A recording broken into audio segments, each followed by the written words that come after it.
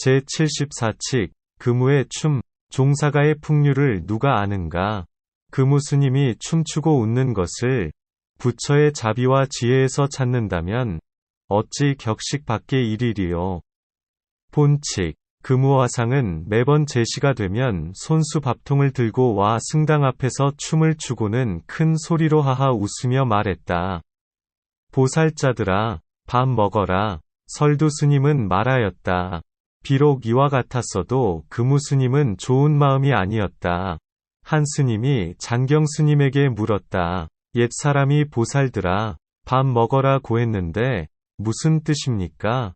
이것은 마치 재로 인하여 경찬한 것과 매우 흡사하다.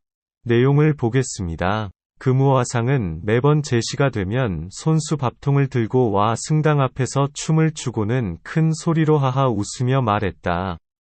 보살자들아, 밥 먹어라. 금우 스님은 20년 동안 매일 점심 공양 때가 되면 직접 밥통을 들고 승당 앞으로 와서 한 차례 춤을 추고는 큰 소리로 웃고서 보살자들아, 밥 먹어라라고 말하였습니다. 그가 만약 법문을 하고자 했다면 법상에 오르면 되었을 것입니다.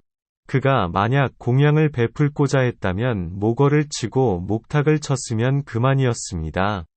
그런데 어째서 굳이 이와 같이 기이한 행각을 벌였을까요? 이것은 모두에게 큰 궁금증을 일으켰습니다. 그러기에 선객들이 여기에 대해 묻고 또 물었던 것입니다. 사실 이러한 행각은 금우 스님만 그런 게 아니었습니다. 모양새는 서로 달라도 모든 종사가들이 한결같이 이와 같았던 것입니다. 두 눈을 갖춘 자라면 반드시 이것을 잘 살펴야 합니다. 금우 스님은 말했습니다. 보살자들아, 밥 먹어라. 얼핏 보면 이것은 마치 부처가 보살들에게 법공양을 베푸는 것과 흡사하게 보입니다. 중생들을 향하여 지혜를 펼치고 자비를 베푸는 것처럼 보이는 것입니다. 그런데 문제는 왜 굳이 그런 식으로 해야 했을까요? 그저 법상에 오르고 목탁을 치면 될 일을 왜 이렇듯 요란을 떨어야 했을까요? 모두에게는 그저 괴이하게만 보일 뿐이었습니다. 그렇지만 여기에는 그 이상의 극적 반전이 있다는 것을 알아야 합니다. 보살자라는 것은 곧 보살이 낳은 자식이 아니라 부처가 낳은 자식이라는 의미입니다. 모든 부처는 어머니가 되고 모든 보살들은 그 자식이 되는 것입니다. 따라서 이것은 곧 부처의 자식들아, 나와서 밥 먹어라라고 말하는 것과 같은 것입니다. 금우 스님은 분명 그렇게 말한 것입니다. 여기에 대해 원호 스님은 말하기를, 장대 끝에 실이 그대를 따라 하늘거린다. 맑은 파도를 범하지 않는 뜻이 절로 특별하다.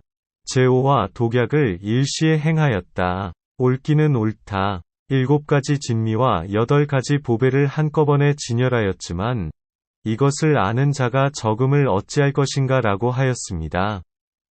장대 끝에 실이 그대를 따라 하늘거린다 라고 한 것은 금우 스님이 풀 속에 나아가 춤을 춘 것을 말합니다. 이것은 곧 순풍을 타고서 낚싯대를 들이우는 것과 같겠습니다. 맑은 파도를 범하지 않는 뜻이 절로 특별하다 라고 한 것은 격식 밖에서 활발바람을 보였다는 것입니다. 제오와 독약을 일시에 행하였다라고 한 것은 한 손에는 망야검을 쥐고 다른 한 손에는 면경을 들었다는 것입니다. 옳기는 옳다라고 한 것은 종사가풍의 뜻에 부합한다는 것입니다.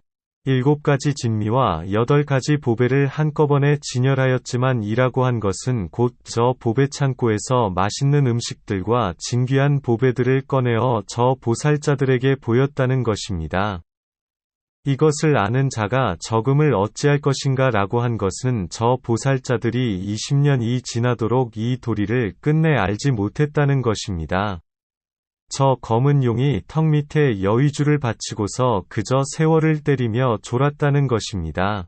여기에 대해 설두 스님은 이렇게 코멘트하였습니다. 설두 스님은 말하였다. 비록 이와 같았어도 금우 스님은 좋은 마음이 아니었다. 좋은 마음이 아니었다라고 한 것은 금우 스님에게는 저 검은 용의 뿔을 꺾고 여의주를 빼앗을 뜻이 있었다는 것입니다. 한 스님이 장경 스님에게 물었다. 옛 사람이 보살자들아, 밥 먹어라고 했는데 무슨 뜻입니까? 이것은 마치 죄로 인하여 경찬한 것과 매우 흡사하다. 죄로 인하여 경찬한다고 한 것은 부처가 법공양을 베푼 것에 대해 말을 보태었다는 것입니다. 이 보태는 말에는 두 가지 뜻이 있다는 것입니다. 제오를 이루기도 하고 제오가 바뀌어 독약을 이루기도 하다는 것입니다. 여기에 대해 원호 스님은 말하기를 상석타령이다. 법 조항에 의거해서 판결을 내렸다라고 하였습니다. 상석타령이다 라고 한 것은 예컨대 술자리에서 사행시를 걸고서 이긴 사람은 잔을 따르고 진 사람은 벌주를 마시는 것과 같다는 것입니다. 석가모니께서 사위성에서 돌아와 자리에 앉으면 수보리는 자리에서 일어서고 수보리가 물으면 석가가 대답을 하는 것과 같다는 것입니다. 법 조항에 의거해서 판결을 내렸다라고 한 것은 곧 조사종에서라면 오직 교회 별전하고 단전 시민한다는 것입니다. 이는 곧 그와 같은 가르침 밖에서 따로 부처의 마음을 전한다는 것입니다. 여기에 대해 설두 스님은 노래하였습니다. 송, 흰 구름의 그림자 속에서 하하 웃으며 두 손으로 들고 와 그대들에게 건넸다. 만약 금모사자의 새끼라면 삼천리 밖에서 어긋남을 보리라. 하나하나 살펴보도록 하겠습니다. 흰 구름의 그림자 속에서 하하 웃으며 흰 구름의 그림자 속에서 라고 한 것은 흰 구름의 그림자가 드리워진 면경지수에 처하였다는 것입니다. 하하 웃으며 라고 한 것은 저 웃음 속에는 칼이 있다는 것입니다. 두 손으로 들고 와 그대들에게 건넸다. 여기에 대해 원호 스님은 말하기를 어찌 이런 일이 있을까? 금우 스님을 비방하지 않는 것이 좋겠다. 건넨 것이 밥통이라고 말할 수 있을까? 만약 저 본분납승이라면 이런 차와 밥을 먹지 않으리라 라고 하였습니다.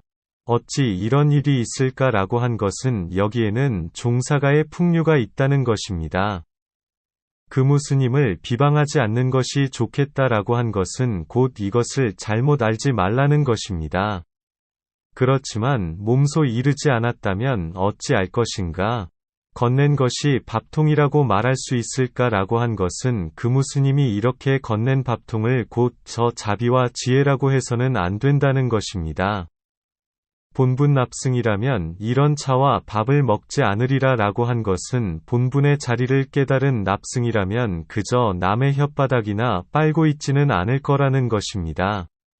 만약 근모사자의 새끼라면 근모사자란 곧 석가모니 전생에 한때 얻는 몸입니다. 그렇다면 근모사자의 새끼란 무엇일까요?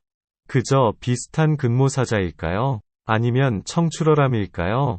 여기에 대해 원호 스님은 말하기를 반드시 저 격에여야 비로소 얻는다. 그에게 눈이 있다고 해도 그저 그 눈이 바르지 못할까 염려스러울 따름이다 라고 하였습니다. 격식을 뛰어넘는 자가 바로 근모사자의 새끼라는 것입니다. 역으로 저 근모사자는 오히려 격식을 뛰어넘지 못했다는 것입니다. 그 눈이 바르지 못할까 염려스러울 따름이다 라고 한 것은 설령 눈이 생겼다고 해도 저 금우 스님과 같다고 할 수는 없다는 것입니다. 금우 스님에게는 어떤 특별함이 있었을까요? 금우 스님이 춤추고 웃는 것은 격식 안의 일일까요? 격식 밖의 일일까요? 삼천리 밖에서 어긋남을 보리라. 오직 근모사자의 새끼여야 비로소 삼천리 밖에서 벌어진 일에 왜곡이 있다는 것을 안다는 것입니다. 여기에 대해 원호 스님은 말하기를 반푼 어치도 안 된다. 한바탕 줄줄 샜다. 차 어긋남이 어디에 있겠는가? 이 눈 먼 자야라고 하였습니다. 반푼 어치도 안 된다. 한바탕 줄줄 샜다라고 한 것은 곧 삼천리 밖에서 벌어진 일을 지적한 것입니다. 어긋남이 어디에 있겠는가 라고 한 것은 거기에 어떤 허물이 있는지 가려내 보라는 것입니다. 그 허물을 구체적으로 끄집어내 보라는 것입니다. 이 눈 먼 자야 라고 한 것은 지금처럼 그저 길을 가서는 저 바른 눈을 갖추지 못한다는 것입니다. 줄줄 새게 될 거라는 것입니다. 이것이 바로 금우스님의 웃음 속에 감추어진 칼인 것입니다.